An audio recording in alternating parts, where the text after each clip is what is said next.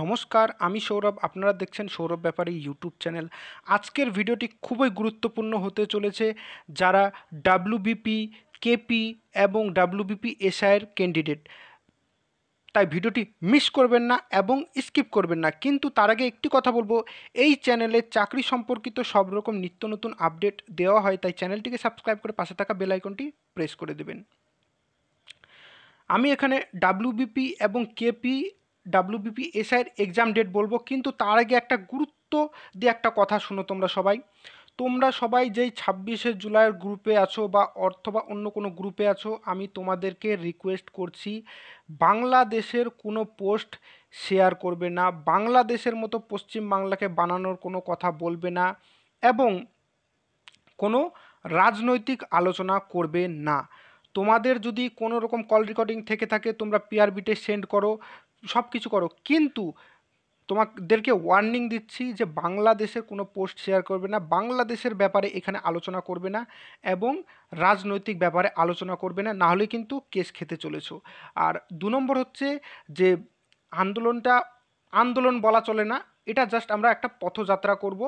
যদি পারমিশন থাকে কোনো অসুবিধা নেই, কিন্তু ভাইলেন্ট যেন না হয়, কোনো ভাইলেন্স যেন না হয়। এবং আরেকবার তোমাদেরকে বলছি, ভালো মতো শুনো ভাইরা বোনেরা, সবাই ভালো মতো শুনো,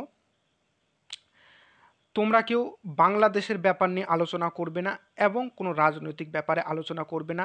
তোমরা পড়াশোনা করছো, পড়াশোনার ব্যাপারে আলোচনা করো, তোমরা আলোচনা করো যে কিভাবে আমরা পথযাত্রাটা সফল করতে পারি।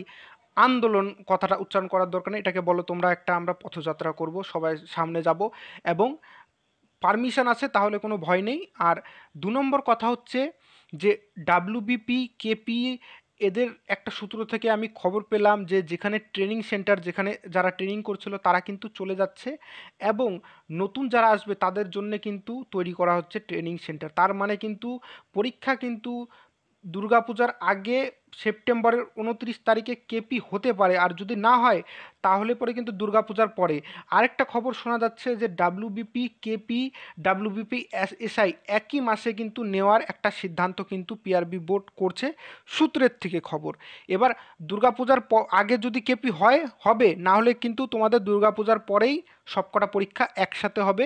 তাই তোমরা প্রিপেয়ার করো, পড়াশোনা করো, বাংলাদেশের ব্যাপার এবং রাজনৈতিক ব্যাপার নিয়ে আলোচনা করবো না, তোমাদের কাছে হাত জোর করছি। ঠিক আছে, বোঝা গেলা? এবং ভিডিওটি বেশি বেশি করে শেয়ার করো যেন সবাই বুঝতে পারে। চ্যানেলটিকে সাবস্ক্রাইব করে রাখবে এরকমই আপডেটের জন্য। ধন্যবাদ।